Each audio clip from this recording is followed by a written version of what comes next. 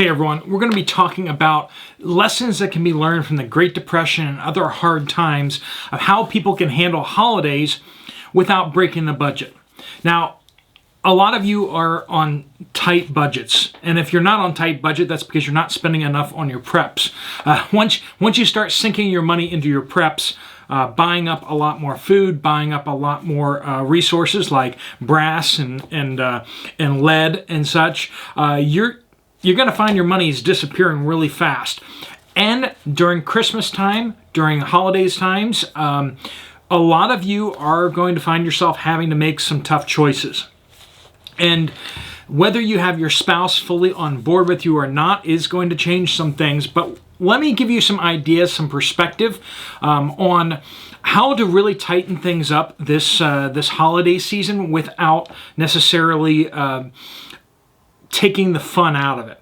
Okay, we want to have as much joy, quality time with the family, but a lot of times Americans and in other countries, first world countries, people start writing checks. They want to start swiping cards to express their love by spending money as opposed to other more creative, more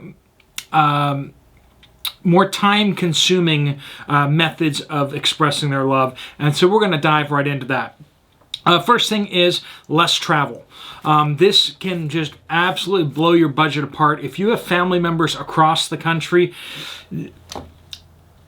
now's the time. I mean, honestly, months ago was the time to start setting those expectations.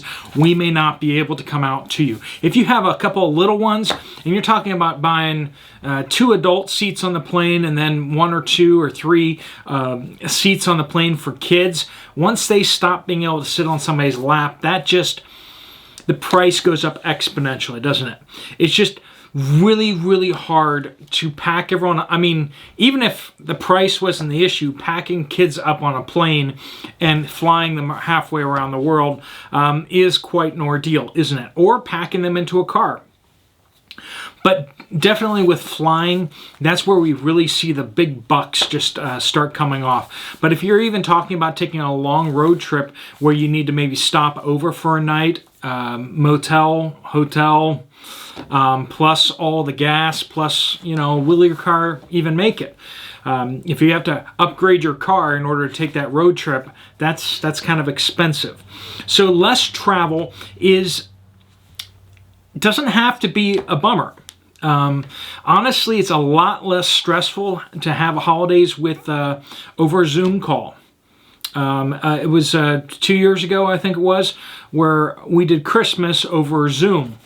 And I just sat in my living room. I had to finally put up my Christmas tree the day before Christmas because I was like, tomorrow we're going to be on Zoom call and I better have the Christmas tree in the background or else I'm going to be like Scrooge, So I finally set up my Christmas tree. But other than that, I didn't really have to prepare very much in order to spend Christmas with the family. We could just Amazon Prime each other gifts, that kind of thing. And that was all right. I mean, it wasn't great. It would have been better to see family, but it was a lot less expensive, a lot less strain on everybody to kind of come together. So less travel. You can do Zoom calls. The other thing is, if you're just traveling for like the season holiday, think about local adventures. Think about, you don't necessarily need to go somewhere really far away. Maybe what you need to do is do more homework about things that are really cool that are kind of in your backyard. Neighboring towns. If you're in a larger city like I am, I'm in the greater Pittsburgh area, there is just so much in this area that if, as I keep digging in, there's more places to go. Kind of find out what special programs a lot of these local places have. Whether they're a local farm, whether they're a tourist attraction, whether they're a museum. A lot of them will have special programs for the Christmas season. And sometimes those special programs can be free. So just kind of really, maybe instead of dropping a whole bunch of money on a trip, maybe what you need to do is spend more time on research and finding cool and interesting things to do locally. Because honestly, a local trip that's magical can stick in a kid's mind a lot better than taking them halfway around the world, and taking them to Disney World or whatever it is. It can be a lot cheaper, but it can also be more magical if you do it right. All right, next thing is cut the opulent spending. If your only way of communicating I love you to people that you love is by spending big bucks, you might need to change that. If you have the budget for it and, your income hasn't been impacted and you're all stocked up on everything you need to do, then, by all means, it's your money, go spend it. But if you're really trying to keep that budget, what I challenge you is spending more on somebody doesn't mean I love you more, right? Now, when they need something from you, they need a kidney. You don't give them a toenail, right? When they need a kidney, you need to do what you can to get them that kidney. Or when they really need something. But when we come to Christmas time or Hanukkah or whatever you celebrate, Thanksgiving, spending more money doesn't necessarily mean I love you more. And if you can start thinking about, maybe what I need to do is I need to give a gift that has more thought into it, maybe has more of my time and my energy into it, you can actually give a much more powerful gift if it's more individualized and if it's something you've made, right? Anyone can go to the store and buy a stuffed bear that everyone else is buying, but what if you actually make something very special for them, knowing their preferences, maybe inside joke, but something that you spent the time making. You might be able to save a lot of money, and it might actually communicate better how much you love them. Something that my family does, and this hasn't been like a explicitly spoken kind of thing, but we kind of like always just keep our gifts in the $20 to $25, $30 range, generally speaking, between our family members. And we don't really go above that because that's not the point. The point isn't to just spend money on each other. It's to give each other thoughtful gifts, and it's nice to have that. But that way also you're not trying to like outdo each other and really go over the top. Having, if you want to give something over the top, don't attach it to Christmas. Don't attach it to a birthday because then it becomes an arms race of who's, have I given them enough? And our family just kind of like gifts for presents and stuff like that, generally $20, $25, and that works. Our parents do give us a little bit more, but we haven't changed that dynamic yet. Maybe we should. But hi Mom, hi Dad. They watch this from Florida, and they are doing actually okay. The storm did not hit them very hard. They kind of rode it out. But just getting it through our heads that expensive toys don't make happy kids. Now, all of us adults have seen kids that were just miserable or just terrible human beings, and they had all sorts of expensive stuff, right? We all had that kid that we knew that had like all the expensive toys, and it was cool to go hang out with them because we got to go play with their toys, but it didn't make them a happier kid. Back then when I was a kid, I kind of felt like that was the truth, but not really true. Having a family that loves you, having a family that cares for you and spends time with you, taking your kids on adventures that take you time might be a much better gift than giving them, that motorized, the battery-powered car. I always wanted one of those battery-powered cars, the little toy ones. But lo and behold, no, did not get one of those. But I got a bicycle, and I'll tell you what, I love that bicycle. Okay, so in addition to that, toys don't make happy kids, but family traditions. What family traditions do you have that are just very expensive that maybe could be replaced with less expensive traditions? The sooner you start setting those expectations, the better. If you tell your kids, hey, you know how we always go to every Christmas? Well, this year we're thinking about doing something a little different.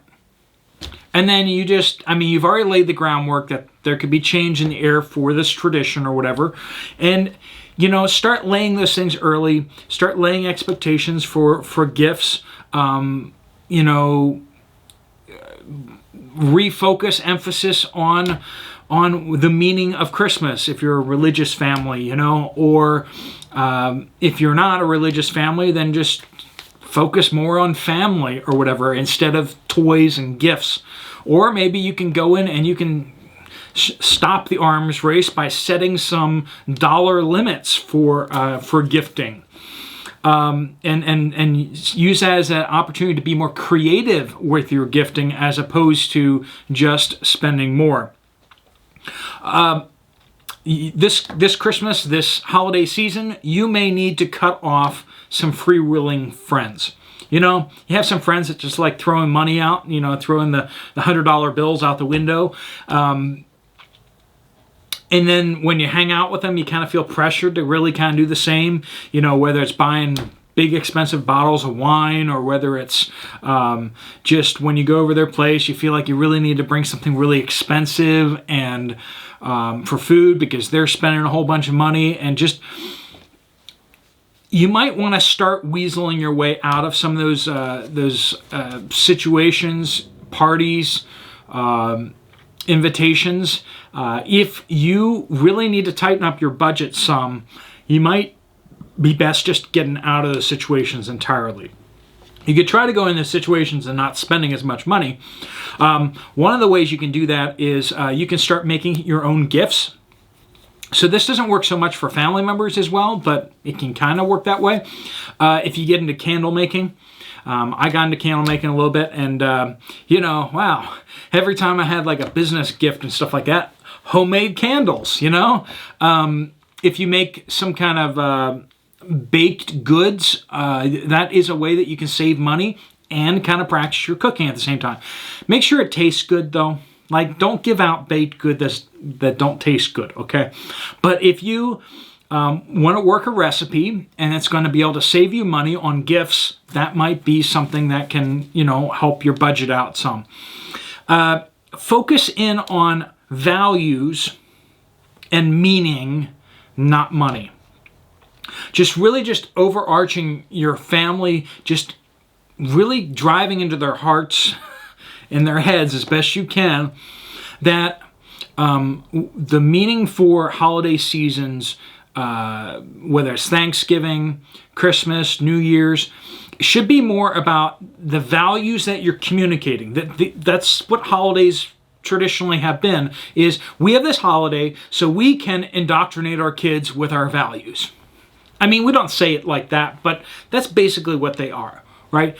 It's for us to all, as a country, as families, as religious institutions, to really take special time to communicate in multiple ways our values and ultimately the meaning of life to people. I mean, the whole Christmas thing is, you know, the Advent season, the telling of the Christmas story.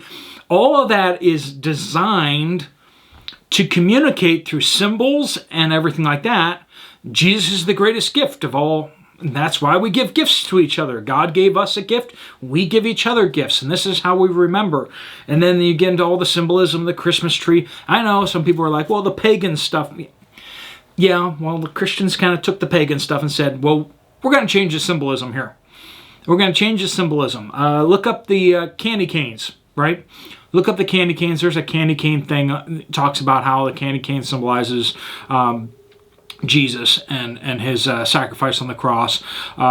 There's a lot of cool traditions out there that aren't focused in on you'll get more free stuff, but rather that there is meaning and purpose to the values that we have, and we want you to get that instead of just throwing money, and this is a time where we spend money.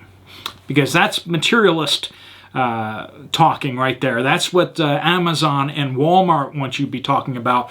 But your church, your family members who love you. They want to talk about family. They want to talk about religion. They want to talk about their faith and the values that they have, not, oh, let's get more stuff. Be more focused in on gratitude, right? Focus in on gratitude instead of stuff.